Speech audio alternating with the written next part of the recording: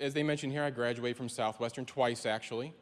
Got one of my master's degrees from here, and I went on to get another, continue my graduate work, but I went to a much more liberal school for that because I wanted to diversify my education, and I was really dismayed at how many people would claim to be Christians but not recognize the authority of the Bible. Now, one of the most famous Jesus mythicists is Dr. Robert Price.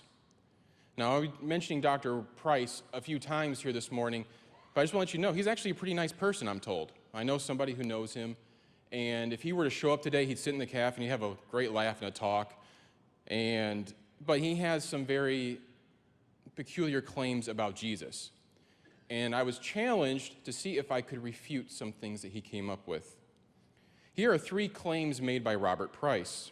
So, water baptism was taken from the rituals of Atis worship, communion was taken from Osiris worship, and the resurrection accounts were taken that we're trying to bring back Baal worship. These are serious claims. Any one of them, especially the Baal resurrection claim, could shake the foundation of Christian belief. I wanted to know definitively the answer to who's right. Is Price right? That our faith is nothing more than religious evolution? Or is our faith genuine? Are we grounded in anything? Since this all happened in history, historical evidence will play a very important role in answering these claims. I'm here to tell you today definitively that the more closely you study the relationship between Christianity and other religions, the more unique and special Christianity becomes. It's very easy to make a claim, but answering claims involves a lot of work. Robert Price just made 3 claims. I read them to you in less than 10 seconds. It took me hours and hours and hours to answer them. I'm going to give you some of the highlights from my work, spare you some of the pain. But in the process of talking about Atis, Osiris, and Baal, I am confident that you will have a deeper appreciation for either baptism, communion, or the resurrection, if not all 3. Atis. In reference to Atis, Price states, quote, various rituals, some unspeakably bloody, unlike anything we know of in early Christianity, joined the worshiper with the resurrected God as a Christian baptism. See, in Atis practice, they had blood baptism, full immersion blood baptism.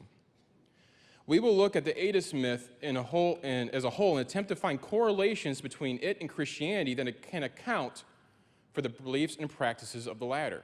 In short, if we look at history, we're either going to see proof of what Price says, or we're going to see evidence that shows the uniqueness of the Christian faith. So, what do? What did they actually believe in worshiping Atis? There are many accounts of the Atis myth, and one of the few consistencies between them is the presence of the goddess Sybil. According to the Phrygian account, which is an area near Greece, you can check up an atlas later, a hermaphrodite called Agdatis was castrated by the gods. Agdatis' male genitalia fell to the earth and sprouted an almond tree. It's a myth. Almonds are still delicious. Don't want that, okay? It's just a Greek thing. The fruit of this almond tree impregnated a river nymph, who then gave birth to Atis. Sybil, that's the new name of Agdatis, loved Atis and caused him to go mad and castrate himself when he professed love for another. He then died from his wounds, and in her grief, Sybil turned his body into a pine tree. Scholar Luke Roman additionally adds that in Pausanias' description of Greece, Agdatis was not just a hermaphrodite, but was a hermaphrodite born of the seed of Zeus that fell to the ground. There are, however, even more variations on this account. However, Pausanias provides another account different from even the other records he mentions above. He was born without male genitalia. This offends Zeus, who sends a boar to kill him.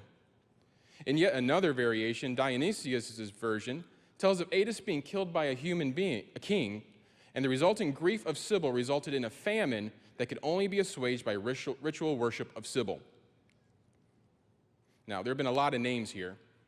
I don't expect you to remember all of them, and it can be dizzying. So allow me to sum it up for you. In short, Atis was a person, either demigod or human, who found himself the focus of Sybil's attention. Whether by manipulation, choice, or birth, Aetius finds himself without male genitalia. And he either eventually dies from castration, assassination, or spends the rest of his life in the service of Sybil. However, this is just that, a summary. There are many more details to the Aetius myth than what can be covered here. But what should be apparent from this summary is the inconsistent nature of the Aetius accounts. The tales of Aetius contain contradictory information in regards to who Aetius was, and these contradictions are significant. It's my opinion that these inconsistencies alone, Aetius should be discounted as a viable mythical figure for claims that Jesus appropriated mythology. However, this conclusion can be reached on more than just inconsistency. A look at baptism in relation to Aetius will also show a lack of correlation to Jesus. In Aetius ritual, there are records of submersion in blood with a connotation of rebirth, but these records do not appear until Christians have been practicing baptism in water for centuries. Centuries after Christians have been practicing water baptism, the Greeks record blood baptism for Aetius. If, as Robert Price claims, Christianity has the potential to be influenced by Greek mythology, so too does Greek mythology have the potential to be influenced by Christianity.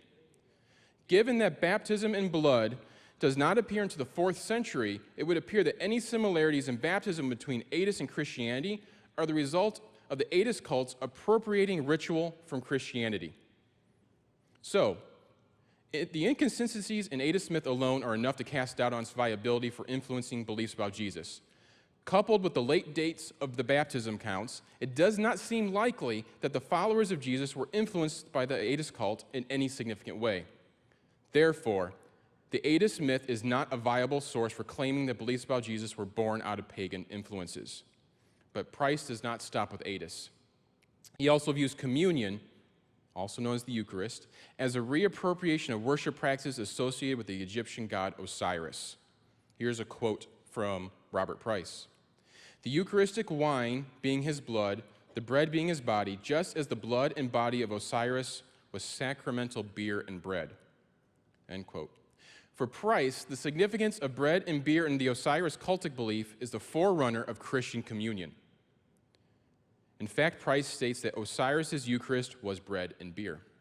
Now, just offhand, Osiris is a little bit more troubling because of the Jews living with Egypt for so many centuries. In order to better appreciate the role of bread and beer in Osiris, it is beneficial to understand the history of Osiris in the Egyptian myth. Osiris was a god associated with fertility, was married to his sister Isis, and was an enemy of his brother Seth. Eventually, Seth kills Osiris, cuts up his body, and scatters it. Isis finds most of the parts of Osiris and casts a spell to resurrect his body. Osiris awoke in the underworld and became its ruler. The Egyptians not only thought highly of Osiris, but they also revered him. The hymn to Osiris found in the Stela of Ammonos, who lived in Dynasty 18, paints a picture of a fertility god who was loved by the people and who was divinely resurrected by a third party. Furthermore, Osiris worship was alive and well during the time of the Jews in Egypt and had an important role with grain. So, grain and grain products played a role in rituals surrounding Osiris. For example, Stela EA119, which belongs to Nebue, a high priest of Osiris, states that the offering a king gave to Osiris included gifts of bread and beer amongst animals and other pure things. Osiris not only affected grain, for grains